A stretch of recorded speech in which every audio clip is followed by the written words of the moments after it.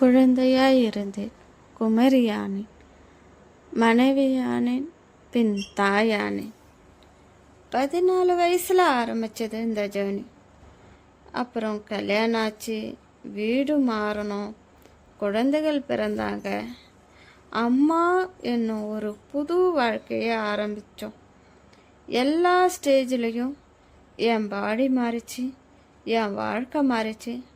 ஆனால் ஒரு விஷயம் மட்டும் மாறவே இல்லை, எனக்கு என் மேலே வச்சிருந்த நம்பிக்கை. அந்த நம்பிக்கை தான் என்னை இவ்வளோ தூரம் கொண்டு வந்திருக்கு.